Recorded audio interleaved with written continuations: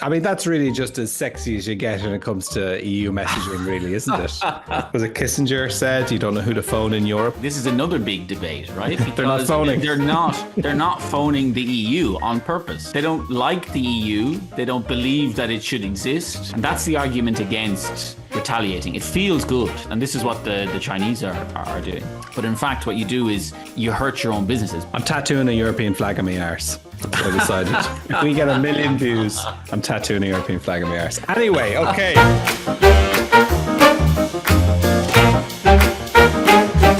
You're very welcome to the European podcast with me, David Atkinson. And me, Ross Elwood. I just want to start, Ross, by playing a clip from the EU Commissioner that was posted on X. I'm removing Twitter completely from my lexicon. That sort of sounds like a teacher scolding a child or telling everybody who's in on a joke already that we have to now create a response.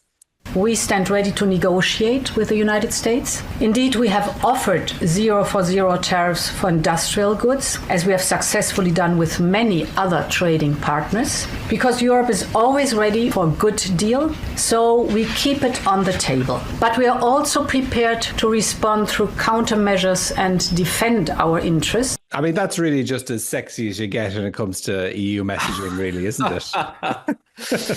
Yeah, it's funny. I was wondering what you think about von der Leyen, Ursula von der Leyen. There. Look, I think Ursula von der Leyen is probably the only face I recognize from Europe. But if you were to put Ursula von der Leyen beside Trump and just take those two photos around the world, you're gonna, like, everyone's gonna know who Trump is. Very few people know who she is. Well, they both have good hair. Similar vibes. Yeah. I also think we don't want another Trump. We don't want someone to stand up there and go, I'm going to make incredible tariffs. It's going to be the worst tariffs. We've been treated so badly. You don't want someone like that. You want a adult in the room. And it's so funny because we thought we were going this way. We had Obama, sort of seriousness, very sort of smooth politics. Ursula is the embodiment of that. And yet now it is completely wheeler dealer. The whole Overton window has moved. Yeah.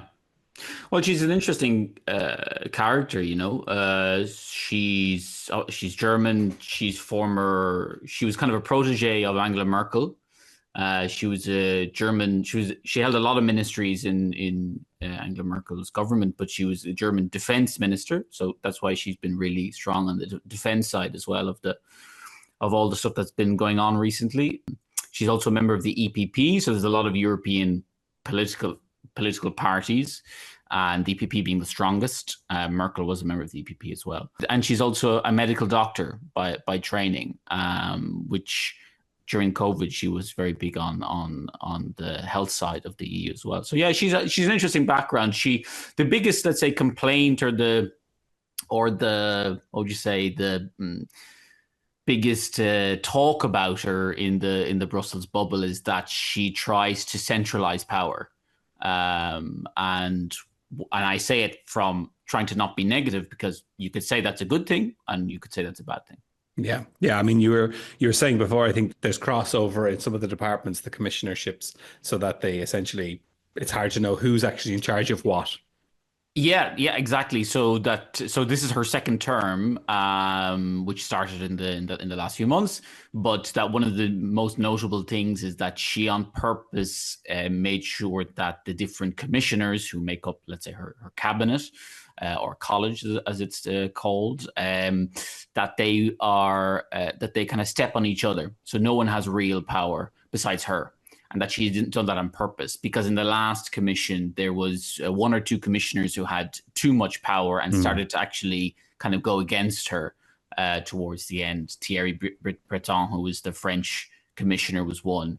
And Vestager, who was the Danish commissioner, was the other. Of course, when is centralizing power to a single individual ever been a bad thing? Fantastic. Here's my thoughts on Ursula von der Leyen and the sort of general communications issues I think that they have in Europe. I think von der Leyen needs a cheerleader. And I spoke to you about this before we came on.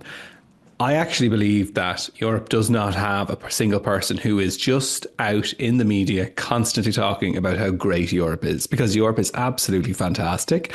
Nobody's ever really in charge of saying how great it is and how many good things are happening. I think you're right. She was a defense secretary. She worked as a fantastic, I suppose, bureaucrat, elected representative. She is not that cheerleader. Europe does not have that. What Trump does so effectively is say how great America is all the time and say how great he is all the time. And I think having an individual who has absolutely no power, they are essentially just that mouthpiece, constantly reiterating over and over that we are the third largest trading bloc in the world, that we are the largest amount of democratically elected countries in the world, and just saying how good it is. I think she's wearing two hats there, and you can't do that. Yeah, so I understand what you say, but I think, and it's a good idea, and I'm sure that if you spoke to Ursula von der Leyen, she'd say that's a brilliant idea. Let's do it tomorrow. And they have tried to do things like that because they're obsessed with communications. They're obsessed with trying to get their citizens to know who they are and what they do for them. But the biggest problem that they have is that people don't really identify as Europeans. They identify as Irish or Italian or whatever it is. And on top of that anything that the EU Commission does or the EU Institute, let's say EU Commission does, that's good, member states jump on top of it and go, oh, that's us. So, right. All the money that came after COVID. Almost all of it is European money, but you wouldn't really know that because the Irish government, the Italian government, the French government, they say no, we're investing in infrastructure. That's us that's doing it. Yeah. So this is their biggest problem, Yeah, I think I think they need it. I think they need that person claiming responsibility for, we did this, we helped this. If you're, particularly when it comes to the ECB, I don't know a whole lot about it, and we can get into it at another stage, because this is we're probably want to talk about tariffs, but I'll just briefly say is, if you're leveraging the budget of the EU to borrow money from, which is what they do with that COVID fund, then you're going to have to tell people, yeah, we did that. You're welcome. And it's an uncomfortable position to be in, because all these Italians are saying, oh, we did it for ourselves. I don't agree that people don't consider themselves European. And we talked about this as well. I think Michael O'Leary has done more for European integration than anybody on the continent. And I think he's done that by just making it cheap as to get anywhere in Europe.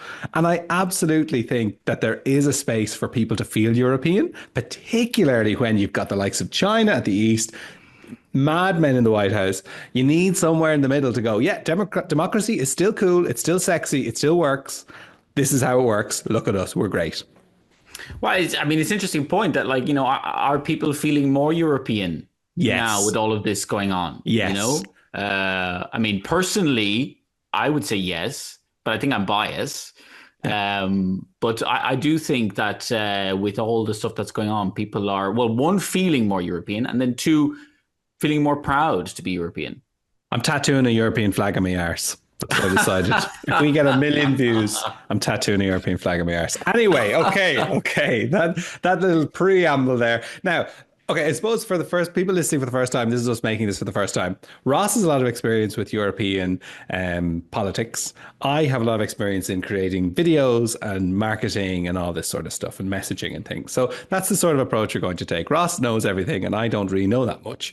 And I'm joking. I'm being self-deprecating, of course. I'm Irish. What would you expect? But what I really want to talk about now is, and Ross has done some really fantastic research in this, and I'd love to hear more about it, is Ross, there's so much news going around, right? There is, China have now retaliated again on tariffs, upping the ante yet again. They've also, I've seen, restricted access to some rare earth minerals. I think we could probably talk about China for the whole episode, but I think let's keep it on the EU for a minute. In respect to tariffs, or if you want to say retaliatory tariffs, if you are a MAGA supporter, what's happening in respect to the European Union and the US? Right. Well, it's a big question. I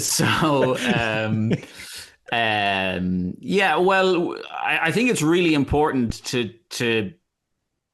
to be specific, right? Because it is a big question, and there's a lot going on. Right. let's be specific in terms of what has actually happened in terms of the EU, right? Yeah. So you have the US who have announced these tariffs on the 2nd of April, which came into effect today, the 9th, when we're recording. So what they announced was tariffs on the world basically, but from an EU point of view, they announced 20% tariffs on EU goods. If you add that to the other tariffs that they announced before the date of April 2nd, which they did on cars and aluminium and steel, it totals 70% of the trade between the US and the EU. 380 billion euro. Wow. So that's what has happened, right, so far. And all of those have now come into effect. Okay, so it's not just words, because this is another thing that you have to be specific about, if it's words or if it's actually happened. So that has actually happened. Then the EU's response to that. So you had the announcement about the steel and aluminium tariffs. I think it was around February. They came into effect mid-March. And the reaction from the EU was, okay, this has been an issue that we've been fighting over for the last few years, which they have. And we already have our list drawn up. Okay, but we need to add some more things, get final approval. That was the reaction mid-March. Then you had the announcement of the global tariffs on everyone, including the EU, on the 2nd of April. The EU responded to that with a statement from Ursula von der Leyen.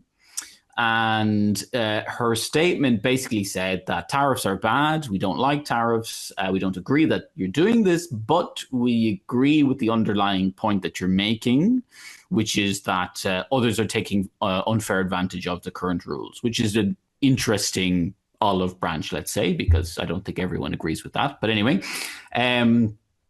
and she said that if the US won't engage, then they will hit the US with more tariffs.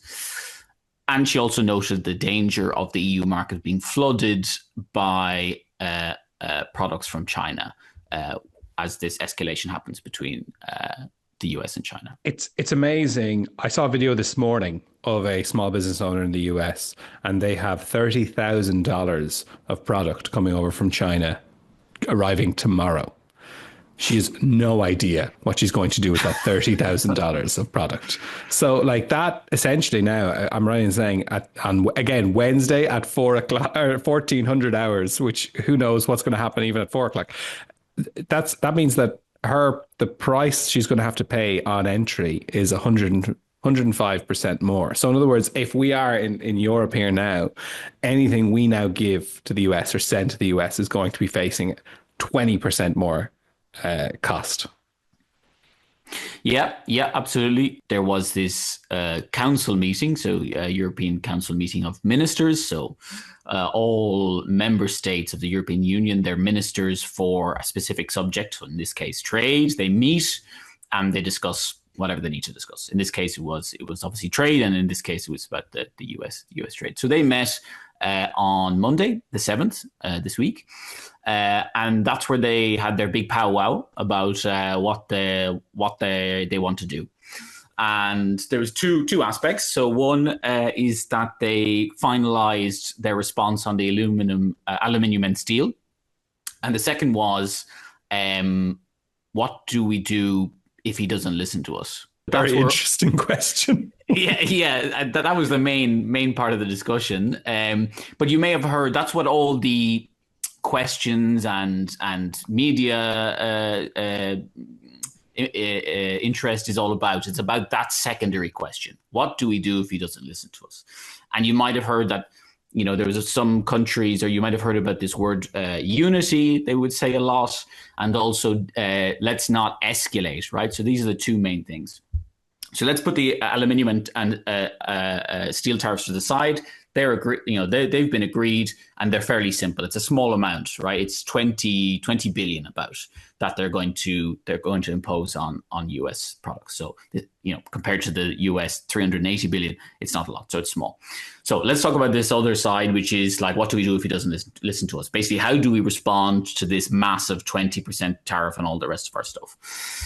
And that's where you get into the messy side. So you may have heard that the EU wants to put tariffs on tech companies or so services, which are tech companies, banking, intellectual property, that kind of stuff. And that really hurts the US because they export more to the EU than they do the EU exports to them.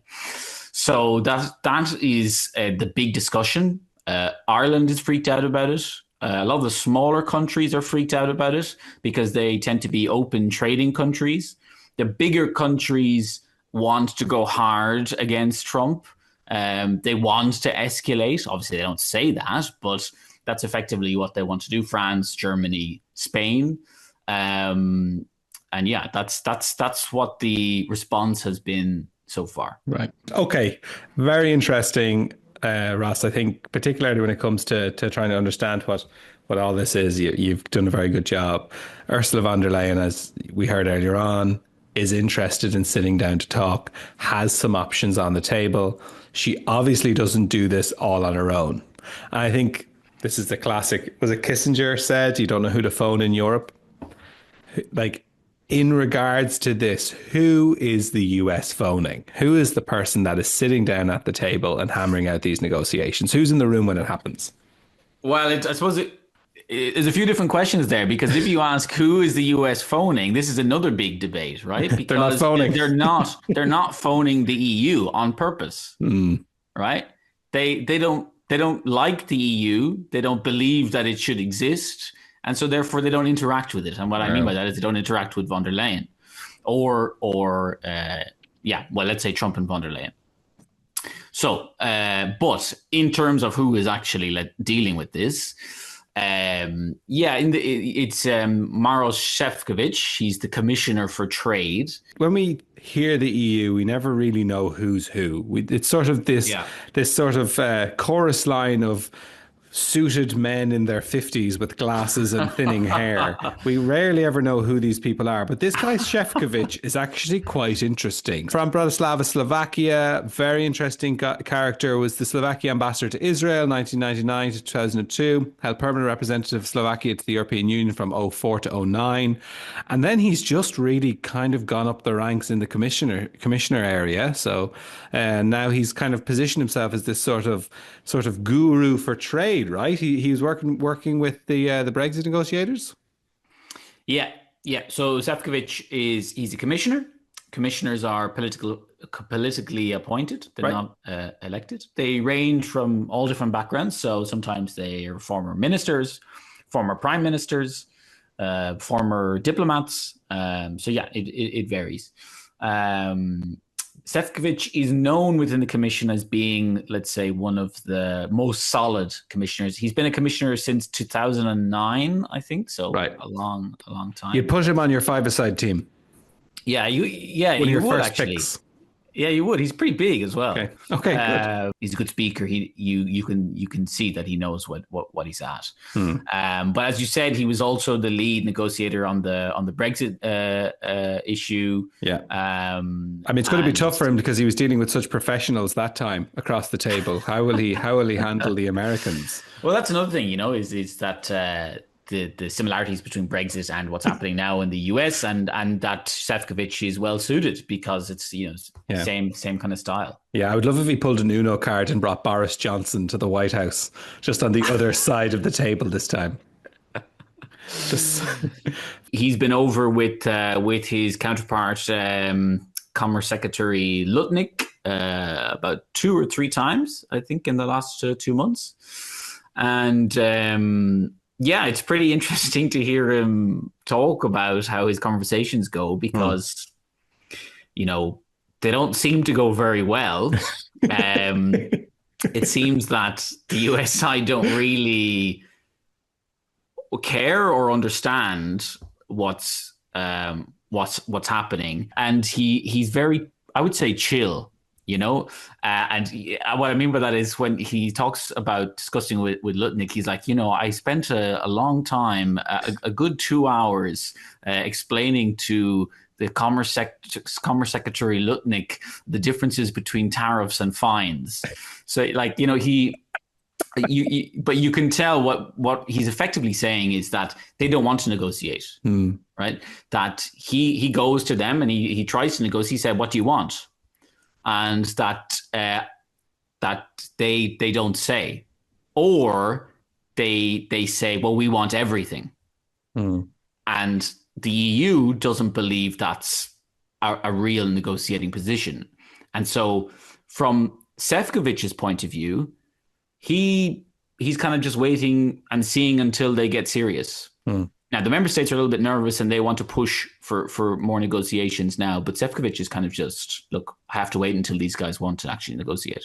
Is talking even worth it? Like, are they at nothing doing it? I mean, you've seen China coming back with these very strong tariffs. So is that all that people can hope for? Is just be really strong back and hope for some sort of reprieve? I mean, I think it depends on who you are. I think that China can respond the way they have very strongly because they have an economy that they can kind of tell what to do. So they can say to businesses, look, this is the way it is now. Their own businesses. Whereas the EU can't. We have a very free economy. We have businesses that are very powerful and autonomous in terms of our politics. For good or for bad. And therefore the EU can't really tell them, right, we're going to do massive tariffs on the US, deal with it. So it's also about understanding what you can and can't do. And, it's more difficult for the EU to be really, really harsh. But in my opinion, it's a pretty good strategy. Effectively what they were saying in this council meeting on Monday is that, first of all, we're going to wait and see. For two reasons. One, we ourselves aren't clear on what our response should be amongst us because we're 27 member states and we can't decide something in a day like Trump can.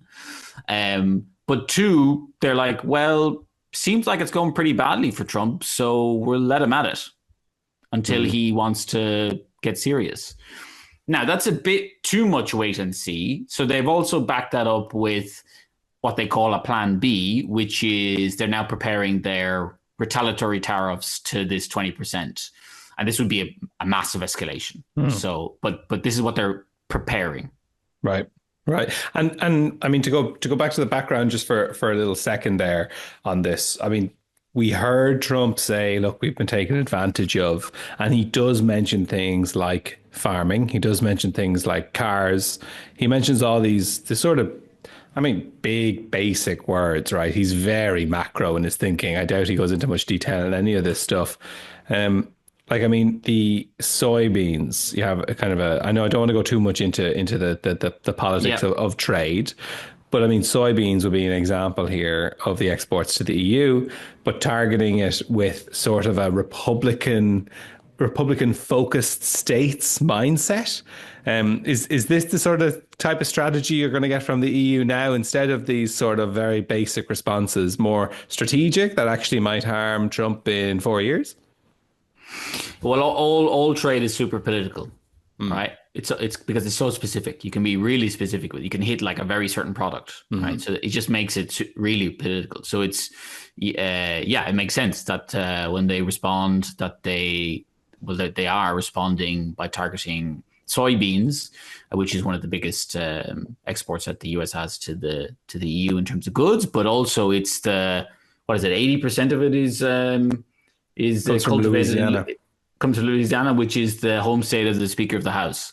Okay. So it's very, very you can be really political, and equally then the other way around. They dropped whiskey and wine and dairy. The EU dropped it from their retaliatory tariffs because Trump said, well, if you do that, then I'm going to put a 200% tariff on wine, which targeted France. Yeah. And France obviously being one of the major like juggernauts of the EU, you know, that was a smart move. But is that not just capitulation? Like what you said right there basically was Trump said, I'll threaten you. You come at me with these specific things, I'm going to come at you with this. So we're going to go at soybeans because Trump probably thinks soybeans equal hippies, equal vegans, equal I'm not interested in vegans, they're Democrat. Like that's for me, that's his brain working.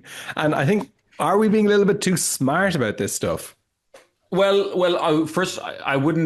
I would say that soybeans, well, you're hitting the farmers, and it's, you know, the farmers of soybeans are MAGA, right. So they're the classic MAGA supporters. So the targeting is a good idea, but I would come at it from a different way in that it's not the best solution, I think, in the sense that I don't know if MAGA supporters are ever going to not support Trump. Right. Because from what I understand from talking to some of my friends in the States, at the minute, the people who are going against Trump are, let's say, the upper middle class, the people who have investments in the stock market. You know, it's not the classic MAGA supporters who tend to be working class. Yeah. So in other words, they're going to be MAGA through and through. It doesn't matter how much you throw at them. In fact, arguably, would you say that in a messaging term, if the EU does nothing and America sort of self-implodes on all these costs, right? Because all these costs are going to now be imposed on the final consumer. Do you think that that's maybe a better argument to actually say, no, look, we haven't actually done anything. You've done this entirely yourself.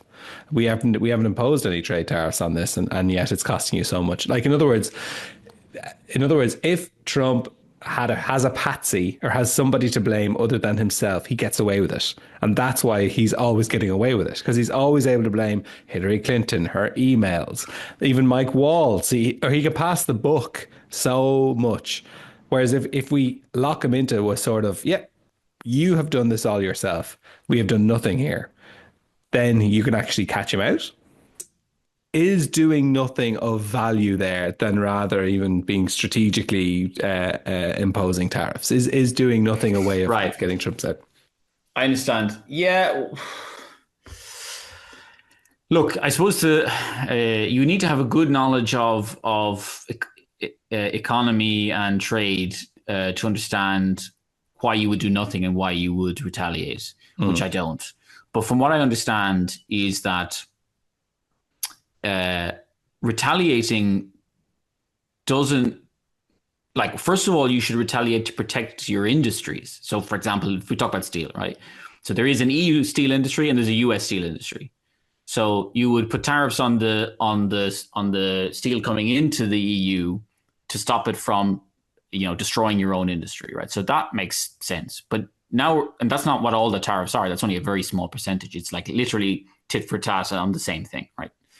But if you go beyond that, then it starts to get into this, like, well, if you put tariffs on this, I'll put tariffs on that. Yeah. And it seems to not really, you know, there's no end game there. And that's the argument against retaliating. It feels good, right? You know, like, how dare you, you know, insult us? And this is what the Chinese are doing. But how dare you insult us? Well, we're going to do the same to you.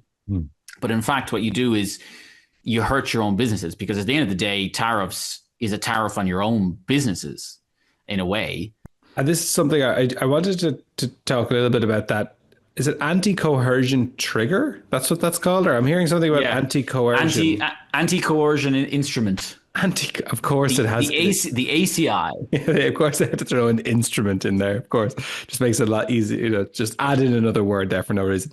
So sorry, the anti-coercion instrument is obviously part of the trade agreement that we're all under here at the European Union. So is that something that we have to be aware of? Is that a bit of a kind of a nuclear option?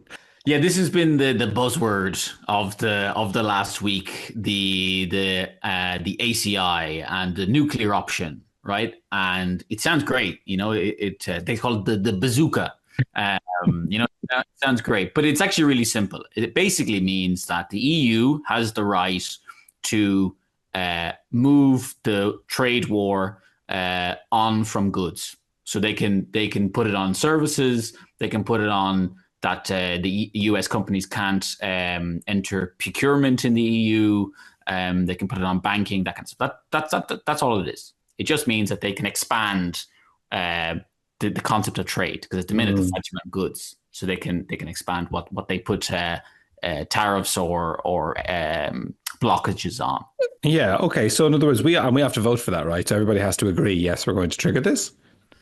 Yeah, well, that's where the whole escalation thing comes from. So a good few countries are really afraid that we can't do that. That's way too big of an escalation. And there's other countries this is what we should be considering that we should.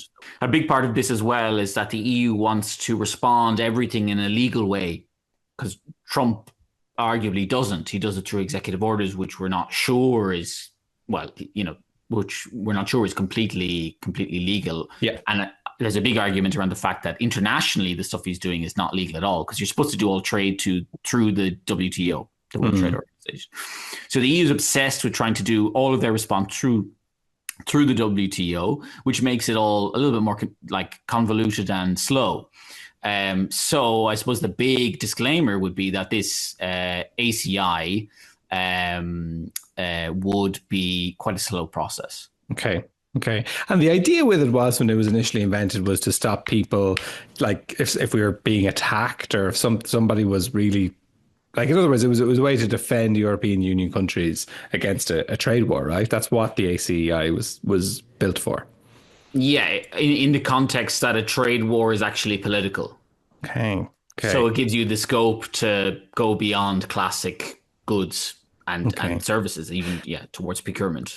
It's funny, the trade war that Trump is proposing really feels to be inward focused. It really feels to be an intent to get work back and services and goods built back in America.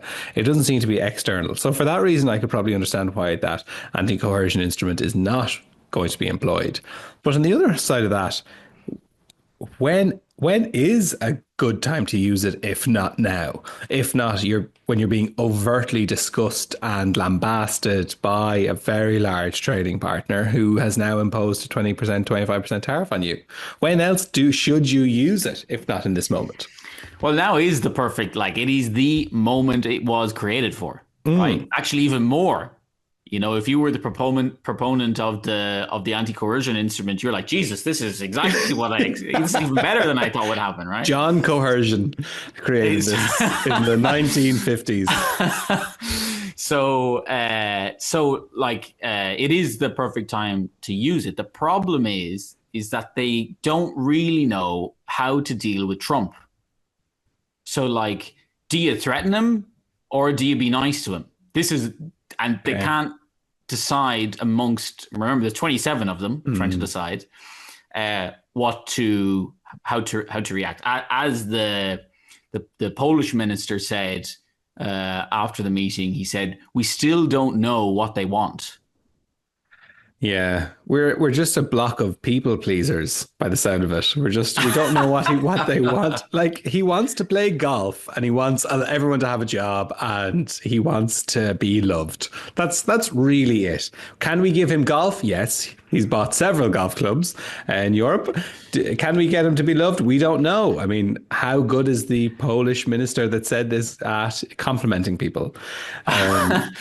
I would push back against the people pleaser argument. I understand it, right? It does make sense, but I would say that it's emotional. It's an emotional reaction to want to hit back hard. How dare you say that to me? Emotional is a human response. And if you're an individual, a president who has all power, all of your policies are emotional. Whereas if you're the European Union that has, I don't know how many leaders, 27 plus, I don't know, the commission president, whatever. Yeah. Then you're the opposite of that. You're practical. Yeah. So it's just a normal EU response. Yeah. So with that in mind, then for me, like obviously the wait and see, there's those two reasons. Will the US situation get worse? Will the member states have time to figure it out? But then, like, if we were to just drill down, then, like, what does the US actually want? Like if there's a, we can't come to consensus until one side of the table makes some sort of a indication as to what they want. Is it just that they want everything? Yeah. Well, first of all, obviously, this is the big question that everyone is talking about from an EU perspective. Also, they've literally said it that the first thing they need to do is figure out what the US wants. I have a sneaky suspicion. Well, first of all, you have to understand a little bit who Trump is, right? And I don't want to get into a psychoanalysis of who Trump is, because that's what everybody is doing right now. But I'm going to do it anyway. As a good political consultant, I'm going to do it. Nice. I'm going to do it anyway. Okay, excellent. So you have to understand, right, who Trump is, and it's really, really simple. There's a guy, Michael Wolff. He's a biographer on Trump, and he was doing podcasts with the Rest is Politics, and he spoke about this. It was a really, really interesting point. He was saying, you guys, you don't understand that you've got to stop thinking like political people or policy people. Is that this guy was on reality TV for 15 years, and reality TV, how does it work? You create conflict out of nothing, and you try to increase your ratings. And Trump has equated ratings with votes, so that now he doesn't play to the viewer ratings, but he plays to his popularity ratings. And if you think about it like that, it's all communications. So it's the mediaification of politics in the US that has created Trump. And so he believes that politics is done through communications, through media, through conflict. So if you start, why am I saying that? Because if you start from that basic concept that he just wants to create controversies out of nothing, right? He just wants to be in the headlines because that's how you get viewers. So that's his plan. Okay. And that's what this is all about. In fact, the EU negotiators, before the April 2nd announcement, because we knew this was going to happen about a month or two before, they were saying that, we went over to discuss, to try to find a compromise before this announcement, because we thought it's leverage. So, and they were like, they don't want to make a deal because they wanted the announcement on April 2nd. Trump obviously said, guys, I want it big. I want a big announcement on April 2nd. Yeah. So in terms of what the US wants, you have to think about it from that point of view, that Trump just wants, I don't know, he just wants views. Wow. Then sounds like a young startup YouTuber. Just wants those views. Hopefully he can get 4,000 hours and he can monetize soon. Sorry, you're saying? No, and then after that, it's a mix of what his advisors want. So he jumps from each one in terms of what they're looking for. I think that the problem now is people are responding directly to his "I want to rebalance trade," but I don't think he cares about that. I mean, certainly his advisor doesn't seem to. His trade advisor wants to rebalance everything in terms of trade, so not just goods. And what that also means is, obviously, as we said, services. So like, the trade in intellectual property and tech. But, and this is the really sticky bit for the EU, is they also want to change our standards. So, for example, we don't accept a lot of US beef. We don't accept a lot of US cars on beef because it tastes like shite. But is that genuinely the reason, though? Well, it does taste like shite, but no, the real reason is that because we believe it's not up to high standards, that there's bad stuff inside of it, that they feed it GMOs and genetically modified organisms. So yeah, it's we have high standards in Europe for a good reason. Maybe sometimes they're too high, but I think it would be and that's what they want to get rid of. They say, no. You got to lower your standards so that our US stuff can come in. That's what you're blocking us out just by having these standards. Okay. I think that's really sticky politically. That's where you get into that argument, as you say, about trying to please. Yeah. Now, the response from the EU seems that they're saying absolutely not. Yeah. It's like it's 10-2. You're in coppers, and they're wanting us to lower our standards. They want us to just. they don't want us to sleep on their couch anymore. They want us to go find anyone. That's what I'm getting from that. Okay, interesting.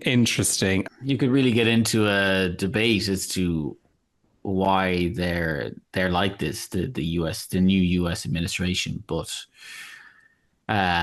first of all, they're amateurs, right? These guys are not politicians, and I'm sure that a lot of people who hear that, they would say that's a good thing, and it can be.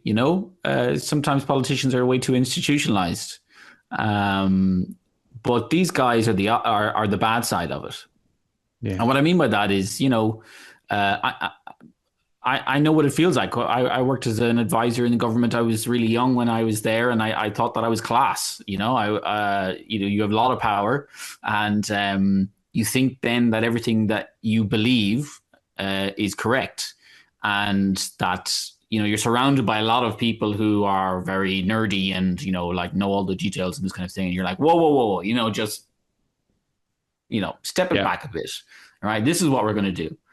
And I see that in them. But the downside to that, and you tend to learn after a while when you're in that position, is that, oh, right, okay, I understand, is that, yeah, my feelings are correct, my gut feelings are correct, but I haven't thought about the ramifications, right? And that's kind of where they're coming from, is that either they haven't thought about the ramifications or they don't care.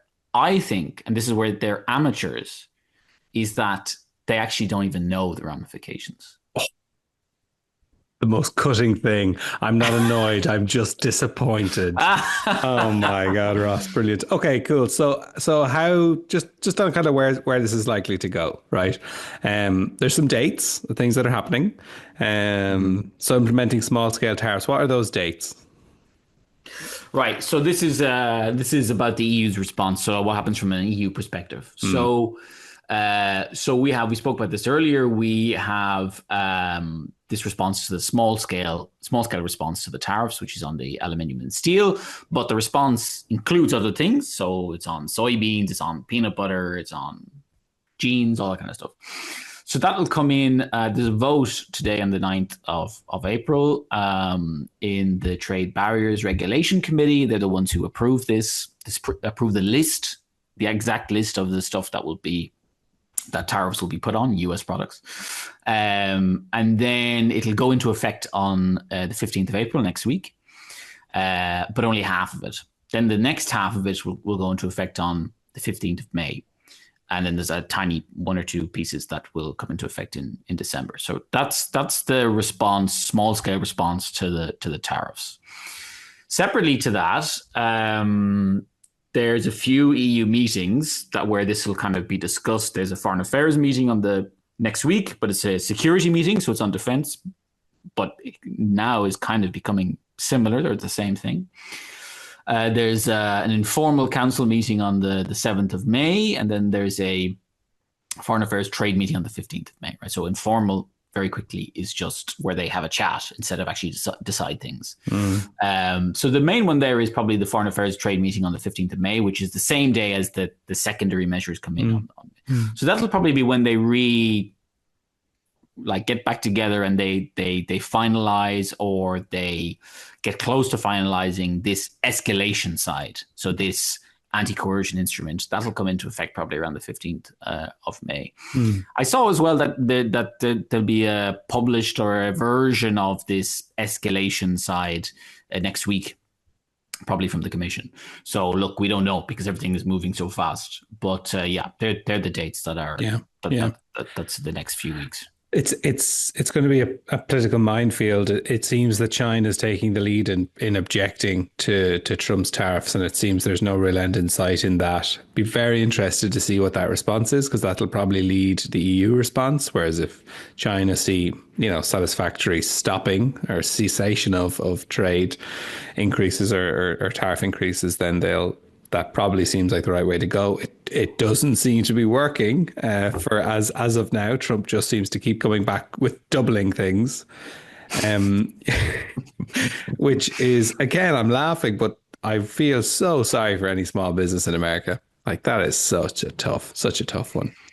So the other things then to sort of go over there is just to briefly touch on is when all these products now that were destined for the US aren't going to go to the US inevitably, because it's twice the price of everything to get them into the US. Where is it going to go? It's going to go to Europe. Yeah, well, von der Leyen had a call with President Xi of China yesterday about that. The buzzword is trade diversion. Nice. So this is what they use when they speak about it. Yep. So basically, the EU's freaked out that all the products that the Chinese products that were going to the US will now look for a new market in the EU. And von der Leyen had a call with Xi about this, effectively saying, look, can you try to make sure that this doesn't happen? And if it does happen, we will take retaliatory measures against it. So, we don't know yet what those retaliatory measures would be. Not necessarily tariffs. It could be lots of other different things. So, yeah, it's just they're worried about it. It's a difficult moment because of this move away from the US. The EU has tried to, in the last only few weeks and months, has tried to now build a new relationship with China in terms of trade. So it's a bit of a difficult moment because this is, makes it aggravated. Yeah, one of the big things that's happening out of this is that obviously people trust the US less in general. And so therefore they look to make kind of non-crazy people alliances, like normal government alliances, which is weird because it kind of drives in people who would have been competitors into each other's arms. So like the classic example is the EU and China. Yeah.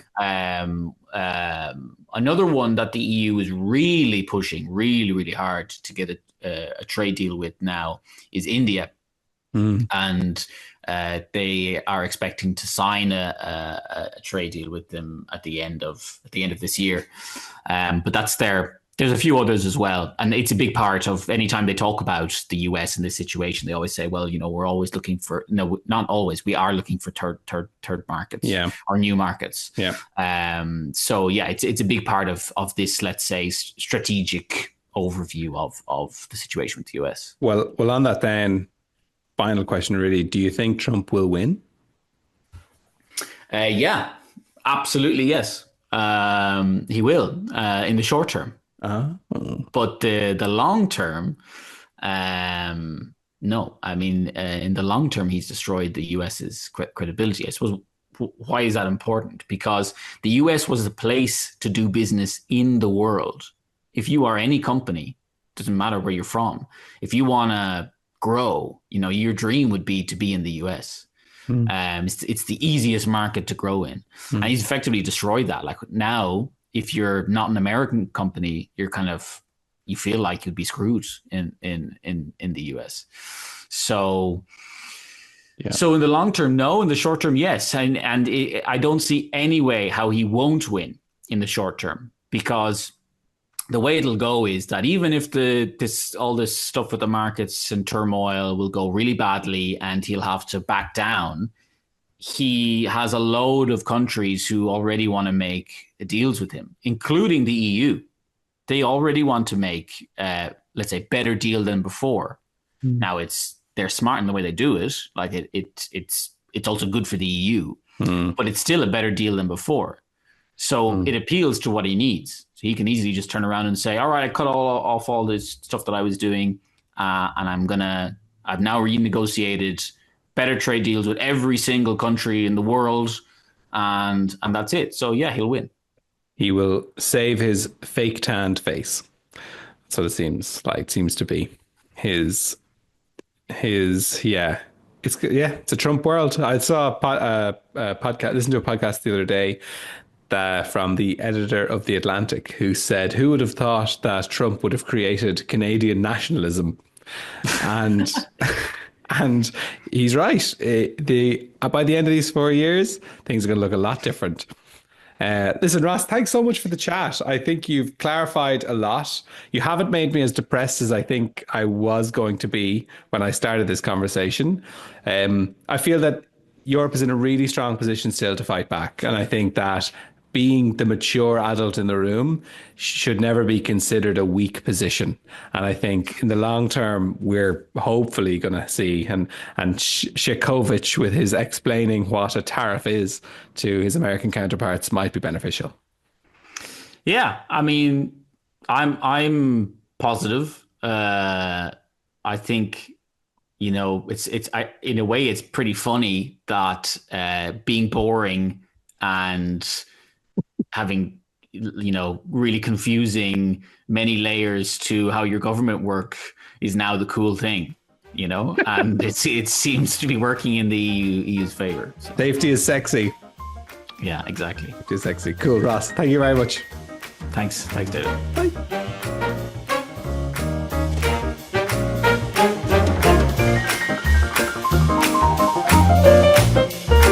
Just when you thought you'd seen the back of us, we're back again just a few hours later. The reason why is because we want to give you a little update on something that happened. So Trump temporarily drops tariffs to 10% for most countries and hits China harder with 125%.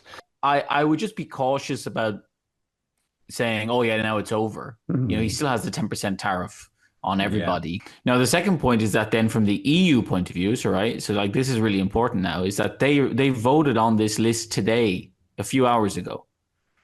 And they're going to be a little bit freaked about this change, and they have to now redo all their calculations. So again, because if he goes back to being strong again on this tomorrow, then the EU will just have to continue again.